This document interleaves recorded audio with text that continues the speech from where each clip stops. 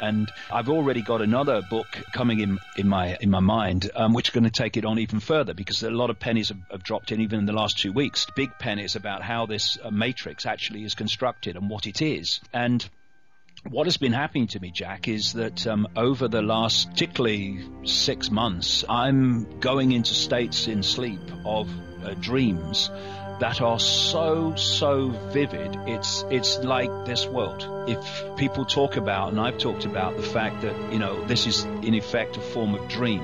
And when we're in sleep, we dream other dreams, which don't have the limitations, of course, that this dream has, because if we fall off a cliff in the dream, we wake up with, in a start. Oh my goodness me! Oh, what just happened? But you're still alive. You fall off a cliff in this dream, and you're not still alive in this reality, because you're programmed to believe that when that happens, you must not be with us anymore. And this is why some people can walk through fire without getting burned, and most people would get burned. They go into another state of consciousness, which is what basically a dream is. And these dreams have become more and more and more vivid, and as they have done so, more and more information, insight, and awareness has started to form. And I'm just at the cusp of going, this new book goes deeper into the rabbit hole, for sure, not least in relation to Saturn and other things, but I'm just on the cusp of going really, really deep. When you reach a point and you know that the waters are about to break in a big way, I'm at that point now, and it's an exciting time for me, because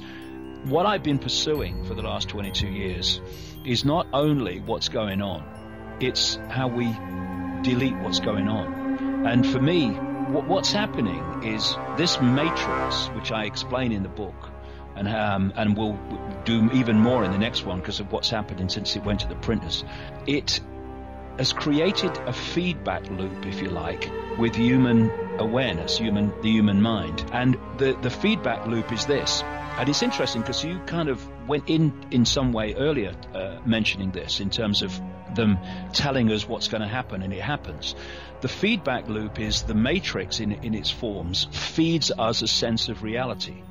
We believe that sense of reality, and then we feed back into the matrix that sense of reality, which empowers it to feed it back to us in a more powerful way. So it becomes a receiver-transmitter kind of relationship, where the more we believe what we are led to believe, the more we empower the matrix to manifest what we have been manipulated to believe. And that feedback loop has to be broken. And when people start to awaken, and they start to, even at the level of Occupy protests and tea parties in a smaller way, and the more we move on in a much more fundamental way to see the world and reality in a different way, we break that feedback loop. We're no longer feeding back into the matrix information construct what it's feeding to us.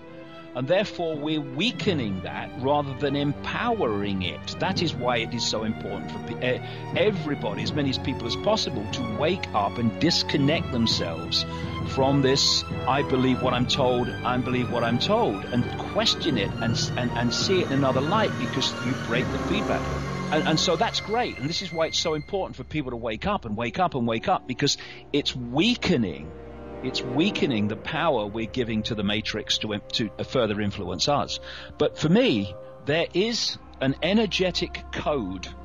I've seen this in my mind for 20 years, and it's becoming more and more and more powerful and tangible in the last few weeks. There is a code. It is like the equivalent of a combination lock to open a safe, but it's an energetic code. And that code is going to break this information construct.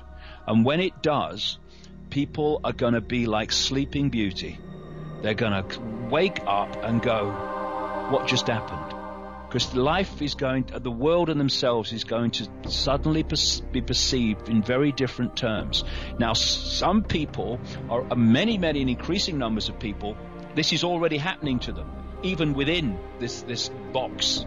Even as you said earlier, by osmosis, the 100th monkey syndrome almost. Yeah, well, that's basically the same thing, because what you're doing is the more you awaken, and therefore in this interaction with this energetic construct I call the matrix, the more you awaken, you're putting new information new perceptions into this construct. This is weakening the power of the construct itself, which has been designed to feed us the sense of reality, little me, I've got no power, and all this stuff. Eons have been following and believing in. And thus, when you put this information into this construct, it is there for other people to pick it up and be influenced by it. And so everyone who awakens, and everyone that awakens is adding these new ways of looking at self and life into this construct, this energy field. And thus, more and more people are getting access to more and more powerful levels of alternative ways of seeing things. And you can spontaneously suddenly see life in a different way, walking down the supermarket aisle without actually having read a book or heard anybody speak about it. Suddenly you get it. And this is why it's so important that people wake up, because it's weakening and weakening and weakening this matrix construct, which is actually feeding us a reality. So that is fantastic, and the more that happens, the better it will be. But in the end, I know there is a vibrational code that is going to bring this down. And I'm starting to understand what this matrix is, and I'm starting to understand, therefore, what is necessary to break its control of human perception.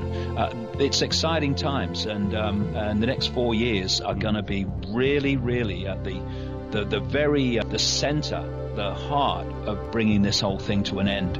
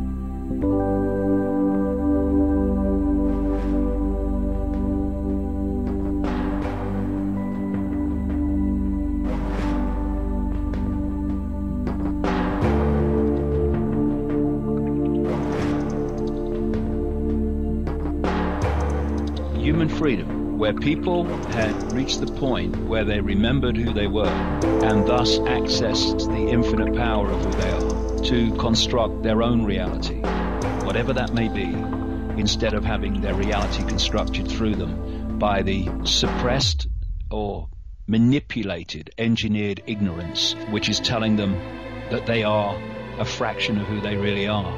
I don't cry when horrible things happen. I never have.